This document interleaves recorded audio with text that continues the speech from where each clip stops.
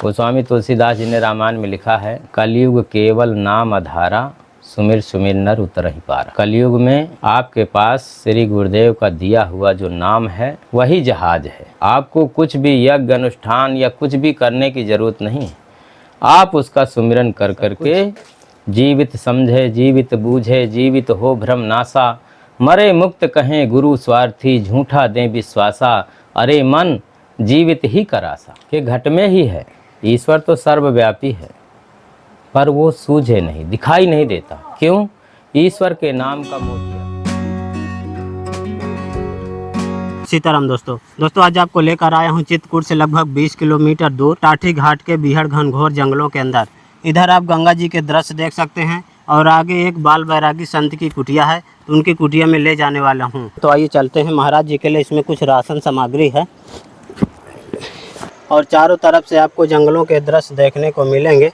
इस तरह के जंगलों में महाराज जी बिल्कुल एकांत में रहकर वर्षों से भजन साधना करते आ रहे हैं। इधर ये रास्ता गया है महाराज जी की कुटिया की तरफ।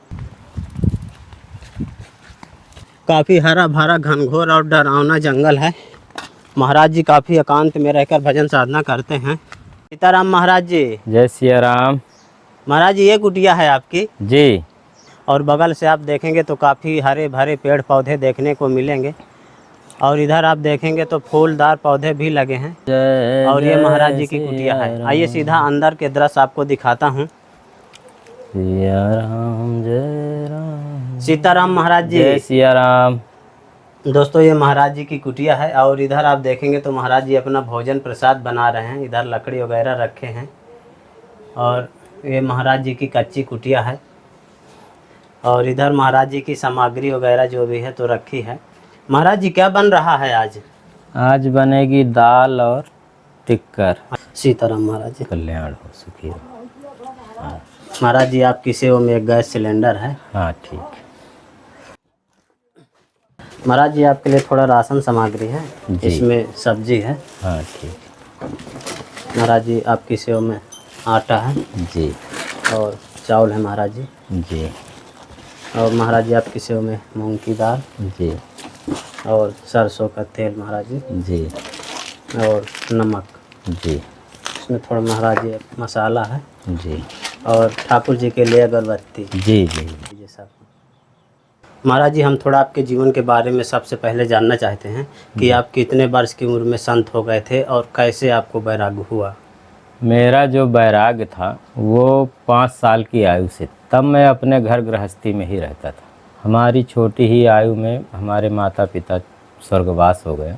हमसे बड़े एक भाई थे, उन्होंने ही हमको पाला पोसा जो भी। फिर मेरा जो संग था वो साधु संतों में ही था। हमारे क्षेत्र के इधर उधर चित्रकूट जहाँ भी साधु सम्मेलन होता, साधु संग करता, तो फिर मेरा और वैराग्य दृढ़ हुआ। संसार से मोह माया हटती चली गई और मैं साधु संतों में मैं जाता तो मैं उस चीज़ की तलाश करता था कि जो कहीं खो गई है, जो मुझे पता नहीं। मैं जानता तो हूँ पर मुझे पता नहीं। तो शायद वो चीज़ थी कि वो बिना गुरु की कृपा मिलती नहीं। तो ऐसे ही मैं तलाश करता रहा। बहुत महात्माओं की शरण में गया, उनकी सेवाएं की। फिर हमें मिले यहीं चित्रकूट में स्वामी अद्वैतानंद जी महाराज जी। उनका हमने जब सत्संग सुना, उनकी जो है रहनी सहनी देखी, उनका त्याग वैराग, उनकी शक्तियाँ जी, वो बहुत ही अच्छे महात्मा। फिर हमने उनको गुरु बनाया। तो गुरु तो हमने पहले भी बना रखे थे पर इनको हमने अपने ज्ञान का गुरु बनाया जी। इन्होंने फिर हमको ज्ञान दिया, इन्होंने हमको तपोबल दिया। फिर इनकी बताई हुई साधना से इन्होंने हमको सतनाम दिया। तो उससे जब हमने साधना की तो हमें आत्मा की अनुभूति और अनुभव हुआ, तो जीवन धन्य हो गया। जब जीवन में सच्चा गुरु मिल जाता है तो जीवन धन्य हो जाता है जी।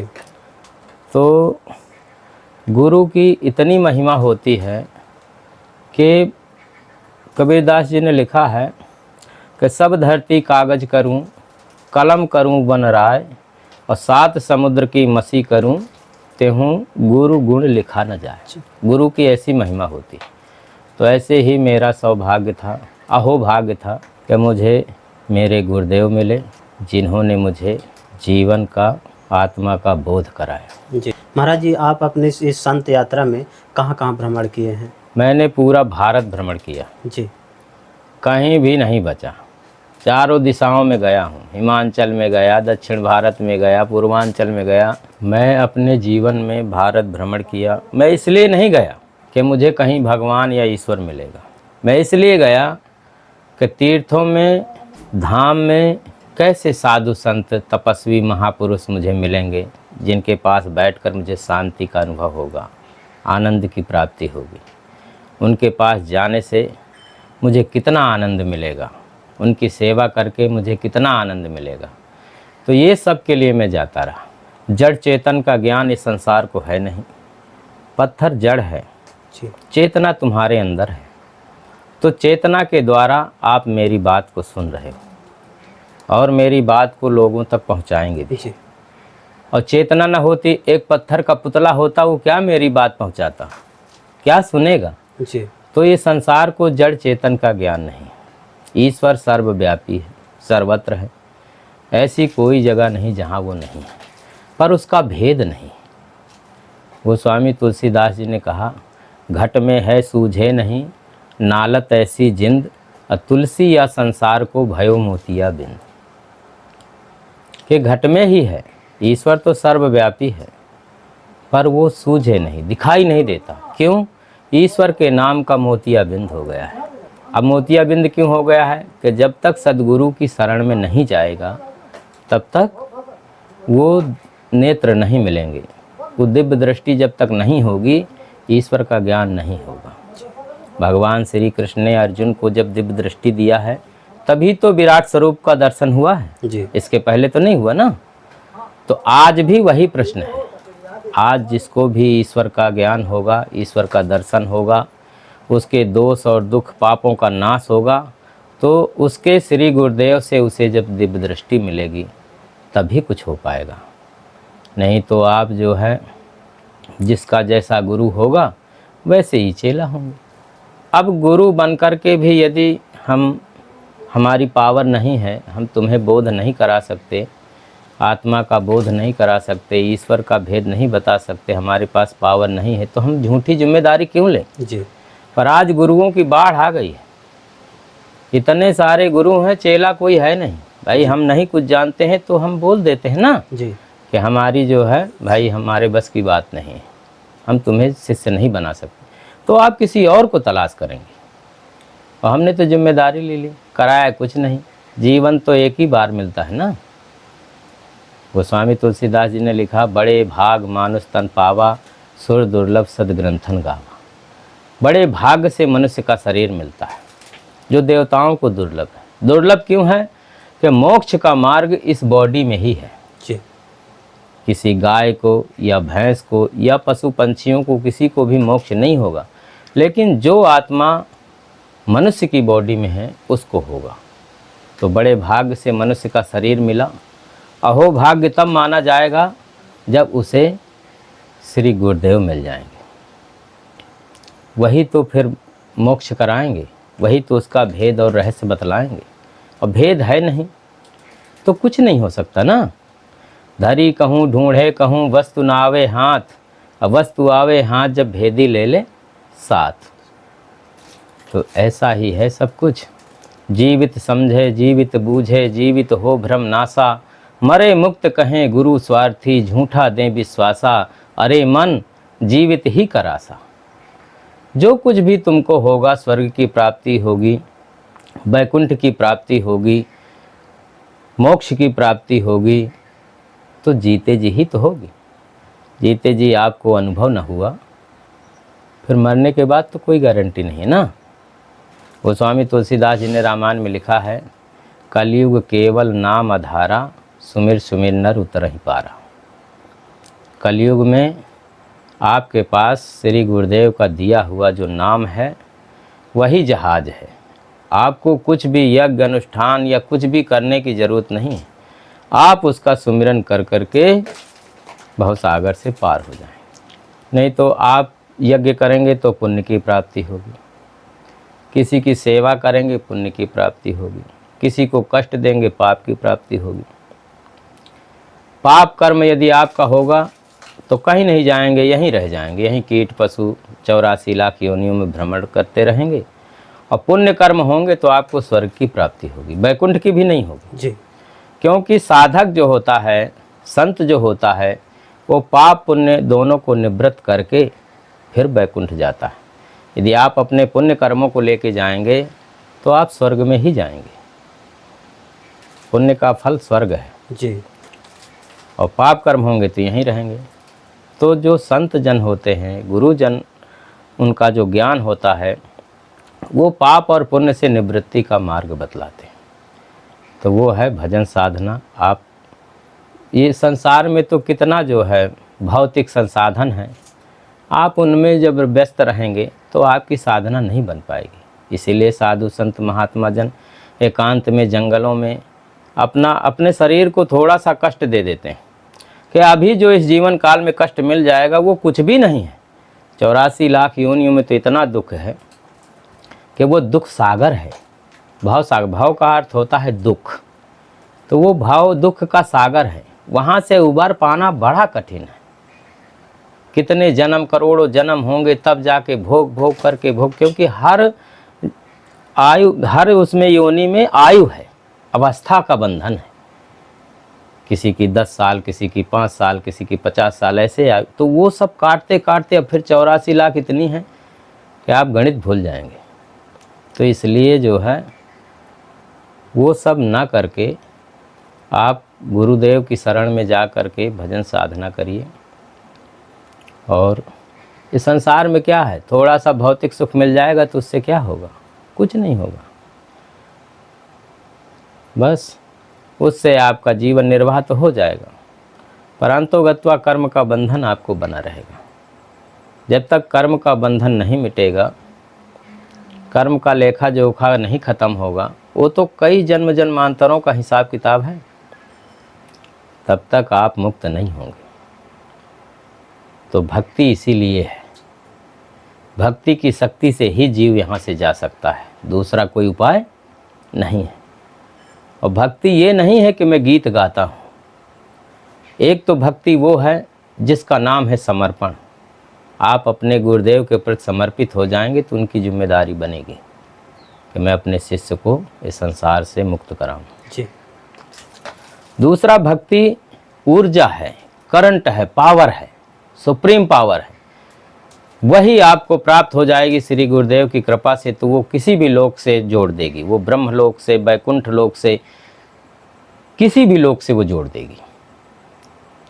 केवल आप भक्ति की शक्ति से ही यहाँ से जा सकते हैं। वो समझ लीजिए जैसे आप मोटरसाइकिल में आए हैं जी, तो आपको पेट्रोल लगा है जी, पेट्रोल ना होता तो आप आ नहीं सकते थे। नहीं जी। ऐसे ही जीव को ले जाने के लिए वो भक्ति रूपी पेट्रोल है, वह ऊर्जा है, करंट है। वो आप सुमिरन करके, भक्ति करके आप उसको प्राप्त करेंगे। जो आपका तपोबल होगा उसी की शक्ति से यहाँ जा सकते हैं। अब ये संसार आता भी है, बहुत पाप कर्म किए हैं, बहुत पुण्य कर्म किए हैं, अब उनको शांति नहीं मिल रही है तो सोचते हैं चलो साधु संतों के शरण में जाएं, उनसे आशीर्वाद लाएं ताकि हमारी, किसी को यहाँ कल्याण की ज़रूरत नहीं है।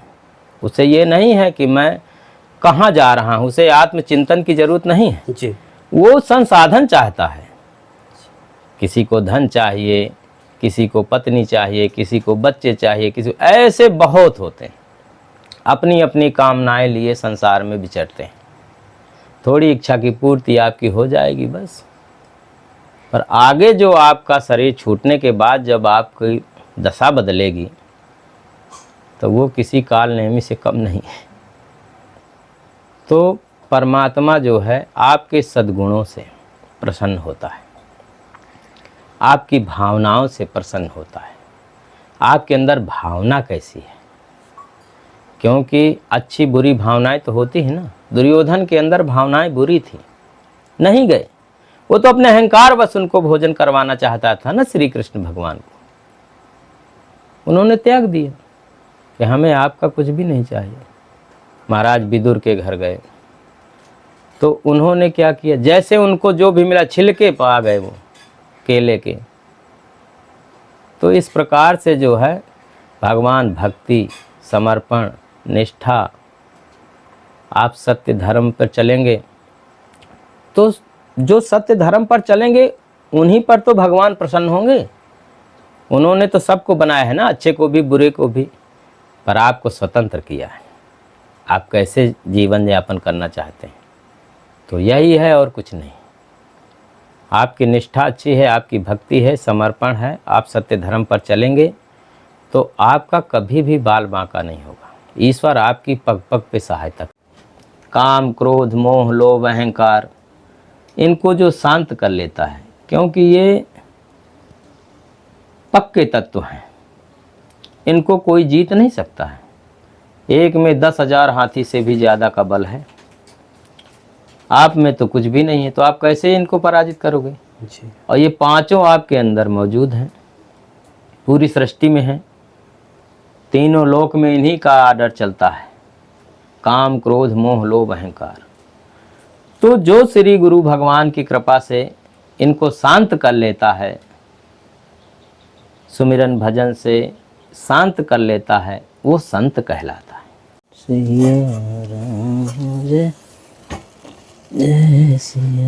तो फाइनली दोस्तों महाराज जी की दाल पक गई है और महाराज जी अब टिक्कर प्रसाद बनाएंगे।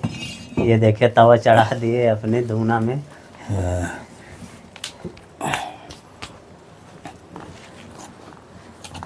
महाराज जी 24 घंटे में एक बार बनता है। हाँ, तो फिर महाराज जी भूख नहीं लगती? ना, एक बार बहुत है, फिर ज़्यादा भोजन पाओगे आप जी तो फिर आलस होगा, फिर थोड़ा बैठने बैठने में दिक्कत, भजन साधना में दिक्कत, वो सब हो जाता है। एक बार में आपका हल्का भी रहेगा। और भोजन तो जीने के लिए पाया जाता है ना, शरीर की क्रियाएं न रुकें जी, डरने वाला काम नहीं। हाँ। क्योंकि कोई किसी को अकारण कष्ट नहीं देता है। वो गोस्वामी तुलसीदास जी ने रामायण में लिखा है ना, हित अनहित पशु पक्षी जाना, मानुष तन गुण ज्ञान निधान। अपना हित अनहित तो पशु पंछी भी जानते हैं, और मनुष्य का शरीर तो ज्ञान का गुण का भंडार है। सिया राम जय राम जय जय सिया राम जय राम जय जय राम सिया राम जय जय सिया राम सिया राम जय राम जय जय राम। तो फाइनली दोस्तों महाराज जी के टिक्कर प्रसाद बन गए हैं। महाराज जी बिल्कुल साधारण सी कुटिया में, मिट्टी की कुटिया में रहते हैं। आप देख सकते हैं ये कुटिया है, और ऊपर देखेंगे तो ये महाराज जी का छप्पर लकड़ियों का बनाए हैं। कुटिया से महाराज जी के मिट्टी भी गिर रही है, चूहा वगैरह घुसे हैं लगता है। और महाराज जी इस तरह की कुटिया में रहते हैं, भजन साधना करते हैं। तो दोस्तों देखिए चित्रकूट टाठी घाट के जंगल हैं और गंगा जी का किनारा है। इधर आप गंगा जी के दृश्य देख सकते हैं। और इस तरह के जंगलों में महाराज जी की ये बिल्कुल साधारण सी कुटिया है। इस कुटिया में रहकर भजन साधना करते हैं। तो देखा दोस्तों किस तरह से बीहड़ एकांत के जंगल में महाराज जी अकेली कुटी बनाकर बरसों से भजन साधना करते आ रहे हैं। दोस्तों संतों की तपस्थली का वीडियो आपको कैसा लगा आप हमें कमेंट में ज़रूर बताइएगा। जल्द ही मिलते हैं एक नई जगह एक और नए वीडियो के साथ। तब तक के लिए कामतगिरी जर्नी की ओर से आप सभी को धन्यवाद।